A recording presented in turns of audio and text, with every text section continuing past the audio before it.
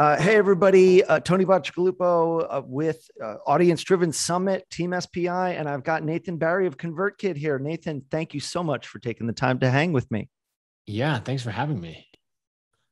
So, email. We're talking about building an audience, and email is this just incredible enigma. It's been around for I don't know how long, 50 years, 60. It's been It's around been a for while. longer Yeah. than we have, a really long time. Yes.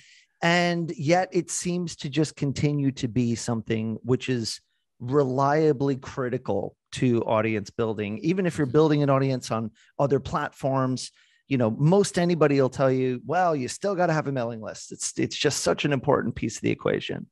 But email is also constantly changing the way that we use email as a tool for audience building. And so I would just love to get your thoughts. You've got your finger on the pulse of this as much as anyone. Where are we at with email, just in the big picture right now? Like, what's kind of the macro trends going on with email? Yeah. So everyone's predicted that email is dead for a long time now. There's some graphic that someone made of like the rise of email over time. And then like all of the New York Times, 2012, email is dead. And, the Atlantic, 2014, email is dead, like all the way along as it just continues to grow and get bigger. Um, I imagine email has to die at some point, like Telegram's died at some point. Email probably will as well. But that day has not come. What's also interesting, just even the last year or 2 years, really since the start of the pandemic, is this crazy resurgence in email newsletters. Like email has become sexy again, which is wild. And you see it in the creator economy attention from even like venture capitalists are, coming in being like, can we buy email companies? Can we invest in them? Like the rise across the board is really, really crazy right now. And nothing really has changed. It's just that a new wave of people is discovering like an older tried and true medium. And so it's pretty wild. It's fun to see. It's fun to be a part of it. And the reason is just that email still has a direct connection to an audience in a way that other channels don't. And then if something goes wrong with your provider, you can export that and import it to a new provider. You can migrate, lists. Whereas if, for example, you built your audience on MySpace or Vine or even like a Facebook page, and Facebook starts to throttle that access to your audience, you can't say like, you know what, I'm going to take all of those people and move them to Twitter, right? You start to realize, oh, that's actually Facebook's audience that they were loaning to me. Whereas, with email, you're like, it is actually my relationship with fans. So, and then the last thing is that email is a lot closer to the money. Still, when everyone makes a purchase, they do it with an email address in some way. So you're targeting, you're tracking everything else. You can tie into that really closely, and I think that's why you see all these creators, investing so heavily in their email list, even though email isn't the sexy new thing. I love that. And it also seems to me like there's this kind of other, as you mentioned, like new people are discovering it. We've had this whole push around monetization of newsletters, right? And we saw kind of Substack Mhm. made a lot of waves around this, but a lot of people have been touching on it in different ways. And I find it really interesting because personally, I'm overloaded with stuff. I'm already on so many newsletters. I can barely read any of the stuff that I've already got for free. But we've got people who are paying all varying prices, but a bunch of people who are paying prices that are comparable to like magazine subscriptions, Yep. for a newsletter. Why is that happening? Like, what is causing people to value emails differently now? Well, I think just seeing the examples of people doing it and taking that mainstream, and Substack has played a big role in that. The other thing is that people's willingness to pay for content has just increased over time. You see that with courses, for example, right? An expensive course used to be $50. Now an expensive course is $5,000, right? We're two orders of magnitude increased in like tolerance in our course prices. And I think you're seeing the same thing in other forms of digital content, right? Before you might be like, oh, I'll pay $1 a month for that. Maybe we'll see. $10 a year, sure, I'll pay for your content. But instead, you're seeing people say like, no, this is a premium offering. Like, I'm going to charge $50 a month for it, for access to it. I put together my own paid newsletter just for the fun of it.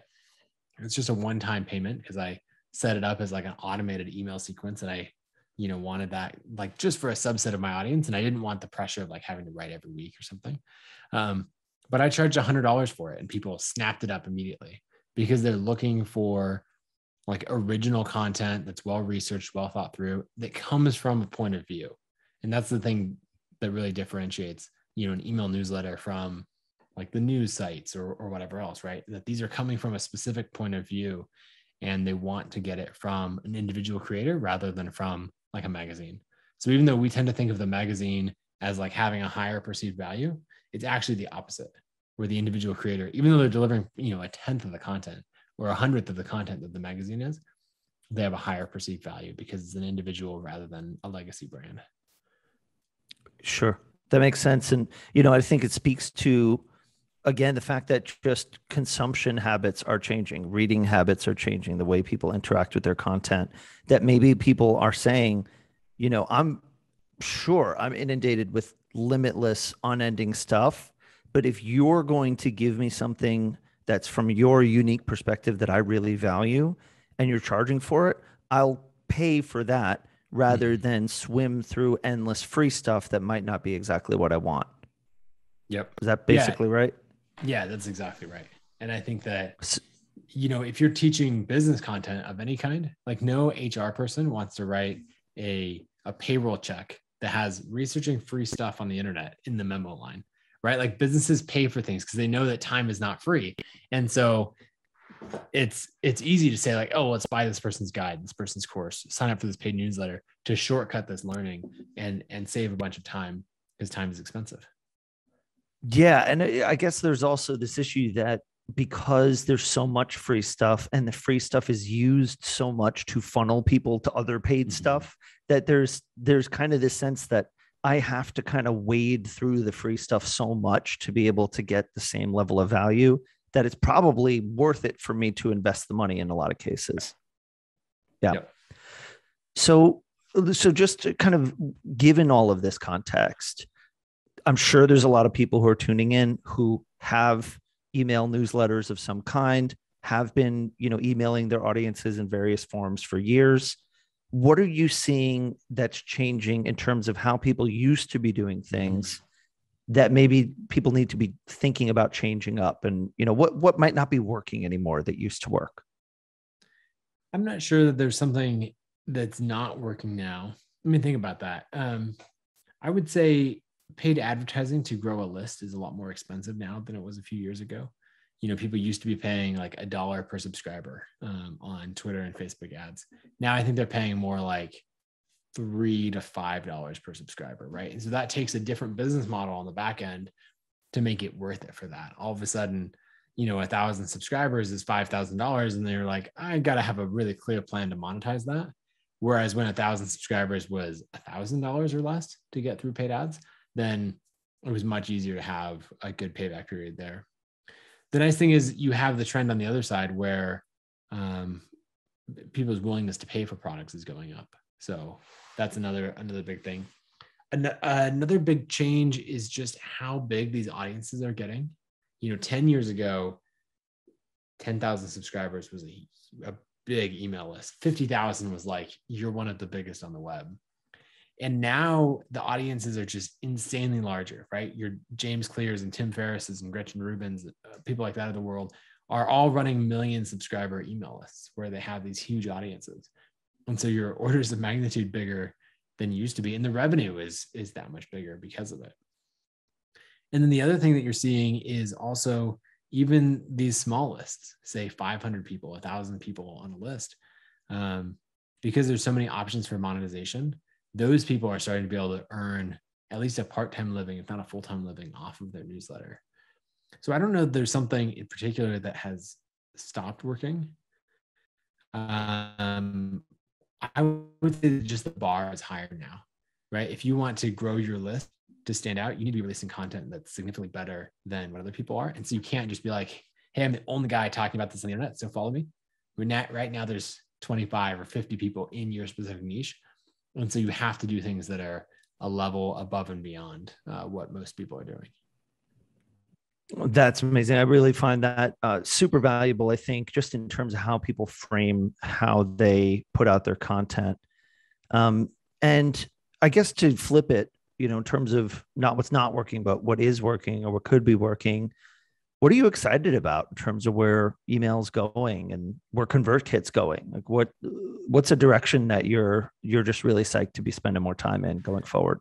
Yeah, something that's working really well right now is referral programs for emails. ConvertKit grew a lot over the years based on referral program, like our affiliate program, of referring other creators to use the product. But now you're seeing referral programs where it's like, hey, I like following James Clear's newsletter. You should too, come join. I'm like sharing this link. And, companies like, now I can't remember, the Skim and Morning Brew and others popularized those.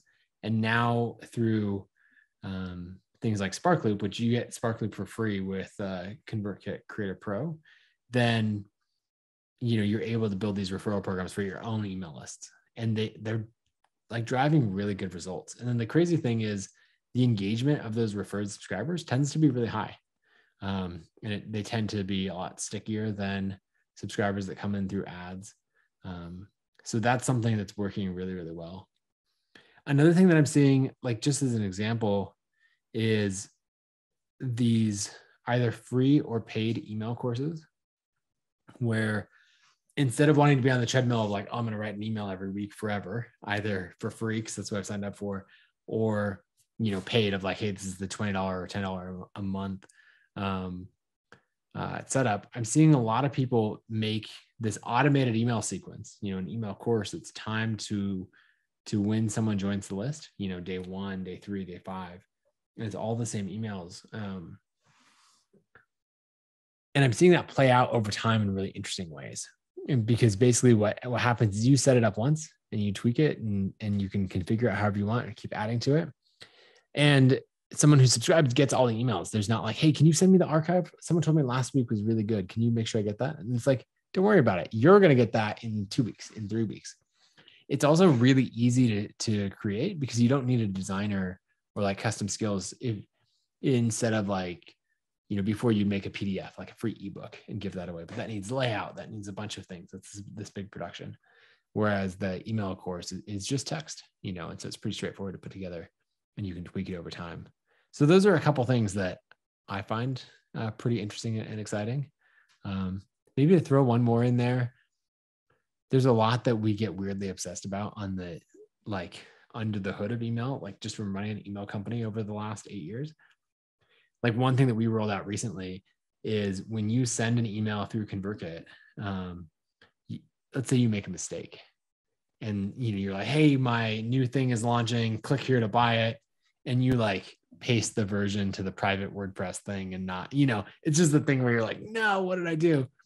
We actually built in the functionality intimately well. Yes. Yes.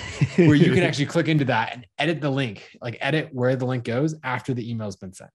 And I think we're the only email provider that can do that.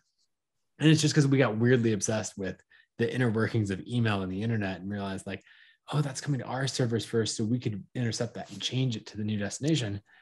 So like, instead of having to send the oops email, you can just be like, as you get the 5 emails back of like, hey dude, I think your link's broken. You can just like go in and fix it and be like, oh, I'm good. And so that's the stuff that we get weirdly excited about. My man, that is wild.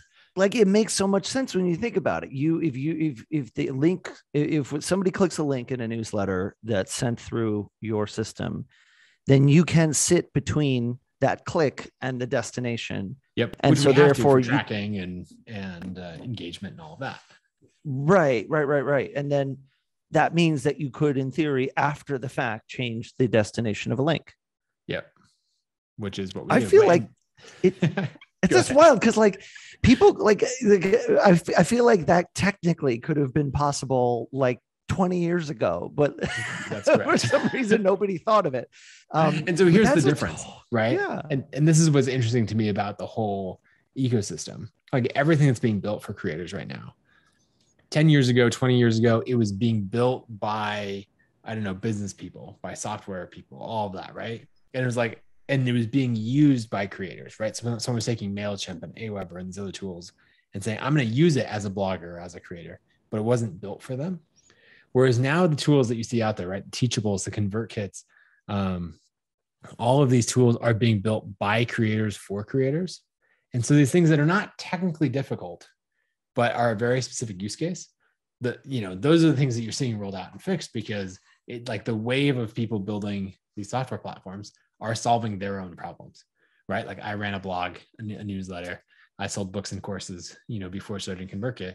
And so I'm just out here solving my own problems. And so after one of those times of sending an email with the wrong link, then I was like, we got to figure out a better way to do this. So that's something that's really, really exciting about like just the wave of the creator economy that we're in. It's so I'm just reeling from this revelation because there's so much you can do with it. I feel like the initial rollout makes so much sense as kind of a oops, fix the broken link, that kind of thing. Mm-hmm. But I could see people designing emails specifically with the idea in mind that the destination is updated based on criteria, maybe it plugs into an API, that kind of thing. Wow. So much you could play with there. That's yeah. All right. So you were telling us, I just want to step back a little bit just to kind of reframe and not make assumptions for folks who are tuning into this about what they know about email, and just think about in terms of, I guess, strategy and philosophical approach when you're creating an email, an email newsletter, when you're creating an email system for engaging your audience. You had talked about essentially like drip campaigns and automated sequences, which ConvertKit does a stellar job of. And it can be very tricky because there's a lot of kind of funny logic about how all that can go down. But just start us from scratch. If I'm somebody who's maybe got a business, maybe I've got a newsletter or some kind of an email system, I might be coming at this thinking, well, every time I want to talk to my audience, I have to sit down and compose a message to broadcast out to them that will be sent, right away or be sent in the morning. But in reality, email becomes so much more powerful when you're using these automations, when you're using drip campaigns, things like that. Can you just tell us a little bit about kind of how much of a game changer that is and any of your thoughts on that in general? Yeah. So when you build an audience, on one hand, it's incredible because just imagine if you're like all the struggles of going through life and a business and everything else, and you're like trying to make it happen. And it's all like duct taped together and it's just a mess. And so imagine that, but with like 100 or 1,000 or 10,000 people who are like rooting for you and want you to succeed at every step. So when you're like making the switch to your new job, you're like, oh, I'm going to start this new business, or hey, I'm now doing freelancing. If there's like 100 people who are like, yeah, man, like I'm pulling for you. Like, this is great. That's what it is having an audience. You have these people, like whatever you do, they're in your corner helping you out. So that's the upside. The downside is that you create this other thing for yourself that you have to maintain. And, like that, let's say we go 6 months without emailing the audience. They're going to be like, Tony. Oh yeah. Tony, I remember you. Totally. But there's going to be that moment of like, who are you again? How'd you get my email? If you let that go cold. And so we can put ourselves on this content treadmill where we're like, I have to send out an email this week. Otherwise everyone's going to forget who I am. Like everything that I've built will disappear. And you feel like you're just writing stuff or producing, new videos or whatever constantly. And then the things that you're really, really proud of, say you wrote this blog post, a year ago that was epic. No one who's new to your audience is going to find that. And that's where these automated emails come in, and doing a drip campaign of basically saying, hey, I'm going to bring you on this curated journey through my content of these are the best things that I've written. This is what I'm really proud of, et cetera. And that can be something that I edit and tweak and update over time. And it works for me. So if I take off and go on vacation, that's fine. Emails are still going out automatically. It's not like I'm letting people down in a big way. So I can either get ahead or I can, just trust the automated system. And then the even more powerful thing, right? Because we're trying to earn a living as a creator, is that I can promote, the products that I made, whether it's coaching that I'm offering or selling an ebook or a course. I can work that promotion into my automated emails so that I just keep getting consistent sales without having it go like I do a big launch and get a spike and then it goes to nothing. And then we wait. And like 6 months later, I do a new product launch. And so automation is really about giving you time to step back and create new things rather than being on this treadmill. And then also evening out and like giving you this good foundation of revenue so you can have the security, and know that rent is taken care of. And, you can create from that place of comfort rather than, a place of fear and worrying about, where the hustle is coming from. Yeah, absolutely. And I feel like that's something that holds a lot of people back. I know it's held me back where, the fear of not being able to keep up with the need to keep emailing people, might stop me from ever doing it in the first place, which we don't want. So the idea of knowing, hey, I can put people on a sequence where they're going to be getting emails pretty consistently, stuff I've built up over the years, just lowers the barrier, right? It makes everything a little bit easier. And the timing, I think, is super valuable too, that, you can be emailing people with automated messages that follow along kind of a chronological experience. Yeah. So, okay, if somebody signed up for your thing on this day and it provides value in a very specific way, you can make some relatively safe assumptions about how things are going to be playing out for them over the course of time. And of course, if you want to get really fancy, you can give them ways to interact with your emails to tell you more about how they're progressing or not through their thing. So, if I started like I just had a baby resource, newsletter or something, if I know that the person is downloading a thing today because they just had a baby, then I can send them an email a month from now and say, hey, your baby's a month old. Here's what's going to happen. Here's what to expect, blah, blah, blah. Right. And so there's a lot of power in thinking about your audience's journey and then creating automated sequences that match. Yep, absolutely. Now, some people might be hearing this and saying like, okay, that's great, but what if I don't have any email subscribers, right? I'm like starting at a big zero. And so maybe let's dive in and talk about that of like how to get the first 10 subscribers and then maybe the first 100. Does that sound good? Absolutely. I would love that, please. Sounds good. Okay. So probably the first mistake that people make when they're trying to start an audience is they start way too broad, right? They're like, I'm going to teach design. I'm going to teach fitness, right? Something that's a very broad category. And instead, what you want to do is narrow in really specifically. And so not only the type of thing that you're teaching, but also who it's for.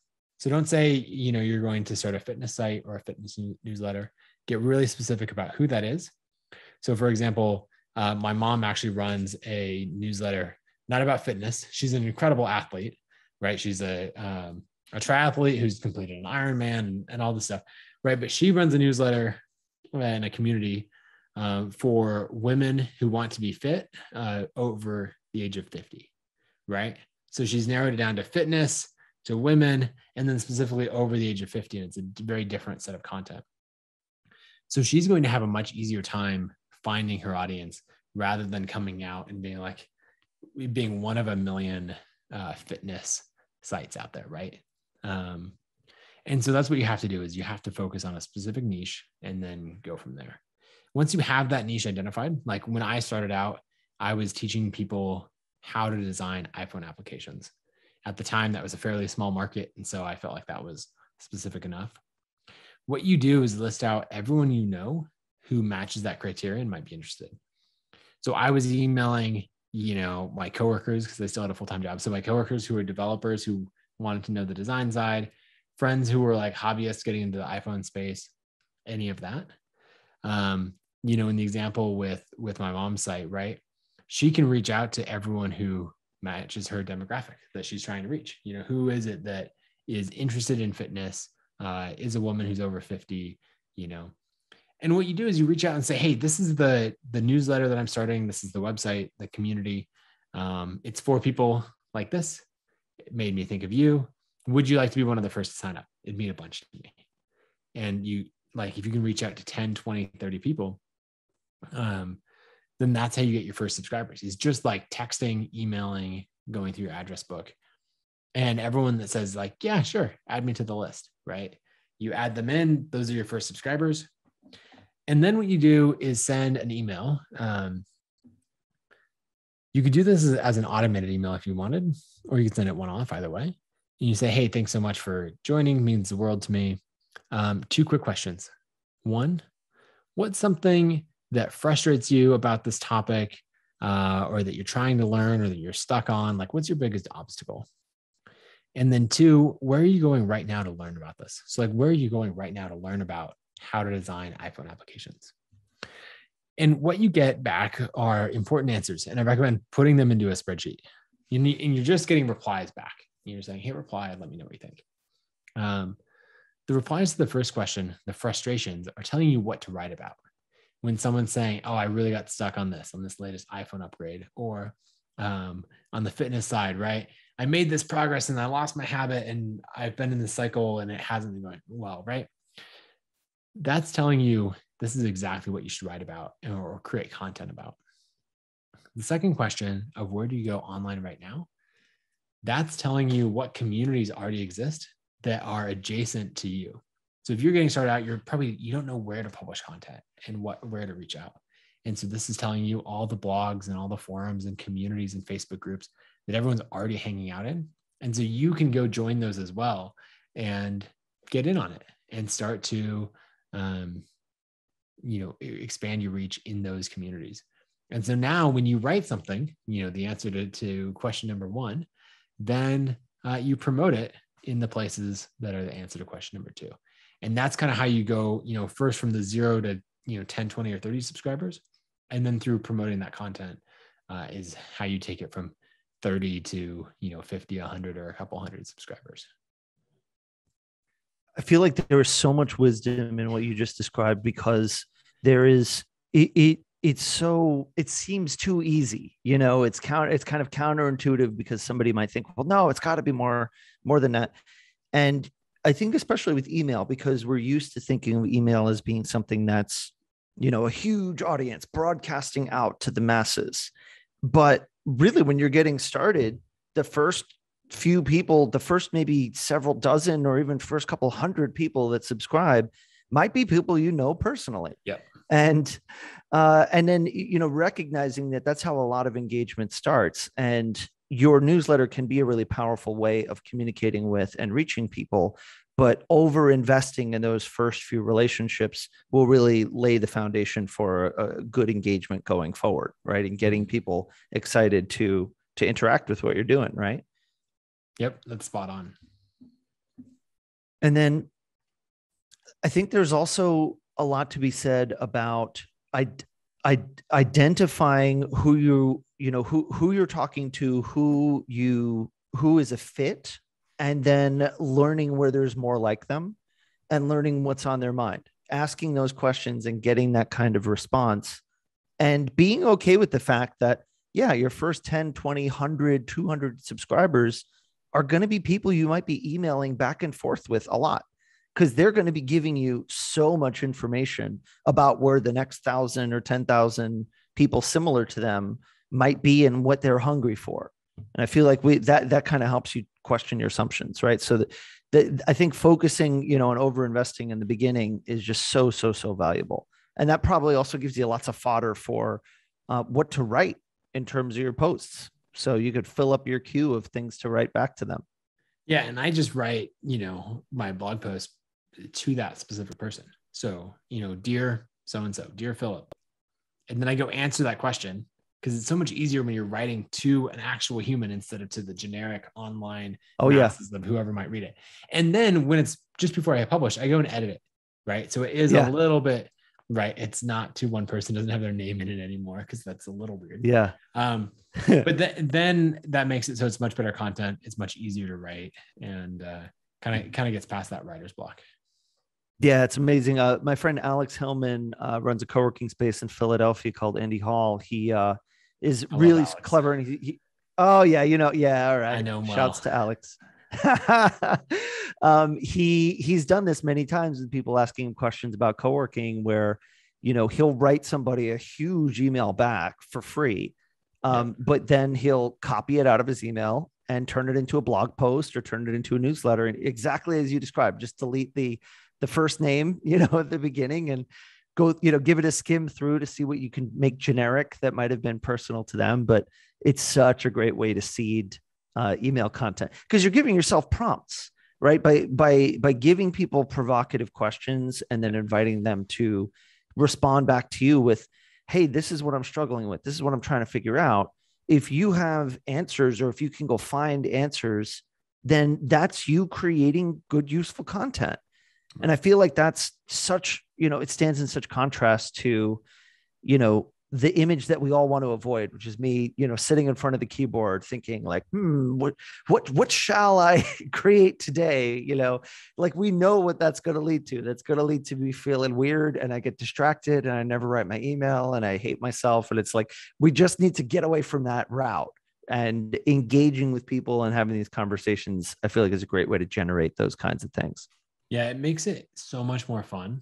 Like one of my favorite things is like my private newsletter that, is paid, goes out every Friday. And one of my favorite things is getting the replies from that small group, because they're usually really thoughtful, interactive, and engaged replies. And then another little like nice pro tip, a side effect there, is that getting those replies actually increases like deliverability and inbox placement, because Gmail and the other providers see, oh, this isn't some email that's getting ignored. Like this is starting conversations. Like maybe this person, right? And so they're ranking it higher, and you're less likely to go to spam because of it. So it makes content creation more fun, it makes content creation easier. And then it also means that you're going to reach more people and get in the inbox better. That's absolutely wild. And it makes so much sense, right? The software providers are trying their best to fight spam and identify what's relevant and useful. And if you reply to an email, that's a pretty powerful signal to the provider that, hey, this person's bothering to hit the reply button and actually engage with this. That's a big clue that this person really wants to see this email. And all the more reason why, especially early on when you're building your list, build trust with those providers. Right. You want to give them every reason to believe you're legit, especially when you're just starting to build your digital reputation for your newsletter. Yeah, and I guess maybe we could touch on that as maybe one of our last things before we get to kind of final little bits, which is just thoughts on deliverability. Mm-hmm. I know the providers are constantly changing their algorithms and how they manage that. There are tried and true tips. Maybe there are ones that have changed a little bit over time. What can you share with us on that front? Yeah, so the tried and true things are maintain a clean list. If people aren't engaging with your list, like clean them off. Don't buy lists. That's not, well, it might be technically legal, right? There's lots of ways that you could buy a list and it's legal. I don't recommend it. You don't have a relationship with those people. When you're doing, partnerships or something like that, which is a great way to grow a list, make sure that people are really opting in and want to follow you. You didn't like do some tricky thing where they're like ended up on your list without realizing it. So you want every subscribe action to be a very deliberate thing. So someone's like, oh, I'm excited to follow this person and their content. The next thing would be like writing really high quality, engaging content, asking for replies. That kind of thing that people are saying, oh, this is really good. I'm opening it, reading it, clicking the links. There's other things. There's a handful of mistakes that people make. Like you shouldn't be sending from like an @gmail.com address. Actually, if you try and ConvertKit, it'll pop up and be like, hey, Gmail actually specifically forbids this. So if you're trying to do this and, access Gmail subscribers, like they're going to flag you for it. And so you have to have your own like custom domain, of like Nathan@nathanberry.com or something like that, rather than nathanberry@gmail.com. Yahoo's the same way. There's a handful of these providers that just don't allow mass sending from their email addresses. I think those are the main things. If you think you're having issues, just reach out to your provider. Like we have a deliverability team at ConvertKit, and so we can do an audit. Usually what we find is that someone configured their domain set up in some way that they're actually like now telling everyone to reject their emails. Like they have a computer some setting. And so it's like, those are quick and easy tests that like our support team can run and check and make sure that everything's good there. The last thing, and this is going to come off as somewhat self-promotional, so I apologize in advance, but work with a provider that is sending content, right? So ConvertKit is serving creators rather than like the generic marketing emails. So our average open rate across the entire platform is over 30%. Whereas like the average open rate on MailChimp is like 5%. And so if you think about when Gmail or others encounter a ConvertKit email, they're like, oh, this is like in a good neighborhood, in a good pool of the internet that people are really engaged in. Whereas a MailChimp or an Aweber or some of these others, right, if they have much lower average open rates, because they're sending like e-commerce emails and they're sending like that 27th email of like, hey, we have a sale this weekend. And you're like, I don't care. 5% off is not compelling, right? Like that's a lot of what these other providers are sending. Whereas on ConvertKit, we're trying really hard to just serve content creators, people who are sending really interesting content, getting high open rates, high engagement, and making sure that that's the customer base that we serve.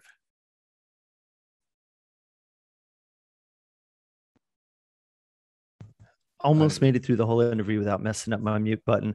That's amazing because it makes sense, right? That the reputation of your email provider is going to affect potentially how many people see your email, potentially, right? That there is that factor at play. So that's hugely important. Nathan, thank you so much. I'm going to ask you a few questions to wrap us up. Just a quick little lightning round of random things. Anything that you're just excited about in terms of where things are going, in terms of building business online on the internet, away from email? Is anything just like really intriguing you these days? Yeah, I'm playing around with Twitter more right now. I've always just sort of grown a list organically or a following organically on Twitter. And now, as I've seen friends like grow a Twitter account from 0 to 100,000 followers in a year or something crazy like that, I'm like, okay, what does that take? And so I've been putting out more deliberate threads where I've been taking like a copywriting approach. Okay, what's the hook on the first tweet? What would make it more compelling? What's the image to use? All of that. So I did a thread yesterday on like company culture for remote teams, and it's now my most popular. Like it has 1,000 retweets, and I have added over 1,000 followers to my account in the last 24 hours. So I'm playing with that. Congrats. That's a lot of fun. Trying to think what else. Commerce is just getting so much easier. Like so many platforms, ConvertKit included, are rolling out ways to directly sell products to your fans, whether it's coaching or an ebook or a course or whatever else.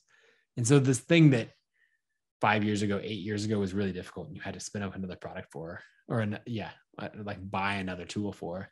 Now, even like Spotify and Twitter are helping you sell things directly. And so ConvertKit's doing the same, where you can, in your provider, you can go make a product, play with it, and say like, oh, I made like $500 this weekend, without having to go make some giant new thing or go sign up or learn new tools. So I'm pretty excited about that. I think we're going to see like just monetization for creators across the board get way better. I think those are the big things. Yeah. I love it. Yeah, I appreciate that. And in terms of just people who are killing it, especially kind of like on the cutting edge, is there anyone that comes to mind who's just really inspiring you right now in terms of how they're doing their thing? Yeah, I'll give two different examples. I've had them both on my podcast. Sahil Bloom, he's an investor out of the Bay Area. Relatively young, relatively new to the online marketing space. But at the beginning of COVID, he was like, you know what?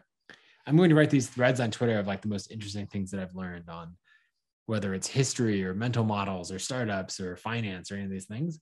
And in the last 18 months, he's grown his audience from 0 to 250,000 followers on Twitter. And I love just watching the way that he breaks it down in his copywriting and all of that. So definitely follow him. And then the other would be Ali Abdal, who is a YouTuber. He's actually a doctor in the UK who then got into like productivity YouTube. And in a sense, he's an amazing human. But he's grown his YouTube following to 2 million subscribers on YouTube. And his videos are so good, and he's just a wonderful human.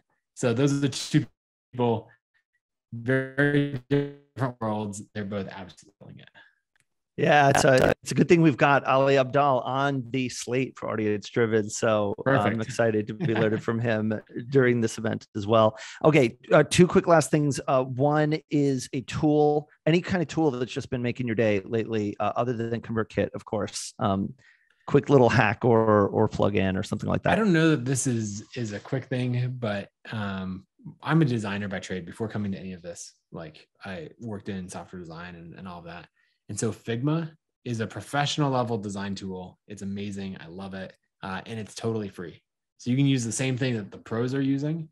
And you can just pick it up, start using it for free. It's a really great way to get this gradual introduction to design and then improve over time. And if you're looking for a collaboration, that kind of thing, they have their Fig Jam tool, which is a virtual whiteboard. And I love it. It's phenomenal software. Yeah. So I've been using Photoshop for about 25 years now, and I still use it sometimes, but Figma has really made me think like, there might be a new generation coming. Yeah. All right. So thanks for that, Nathan. Finally, just let's hear, where can we find you? Where do we find ConvertKit? What do you want to tell folks to go find? Yeah. So if you want to use ConvertKit, just go to convertkit.com. We've got a free plan. It's free for up to 1,000 subscribers. It's got landing pages. It's got commerce, email broadcasts, all of that built in. The free version doesn't have the automations like we talked about, but you can just sign up for a paid plan if or check out a free trial if you want to check that out. I blog at nathanbarry.com. Barry is Barry. I'm on Twitter, just my full name. And then I've been really enjoying the podcast I've been doing. It's called The Art of Newsletters. It's all about growing your audience and email. It's basically where I interview people like Sahil Bloom and Ali Abdal and all the people that I want to learn from. And you get to tune in and listen to the conversation. So that's at Art of Newsletters on Spotify and iTunes and wherever else. Nathan, such a pleasure. Thank you so much for taking the time. Really appreciate it. Thanks for having me.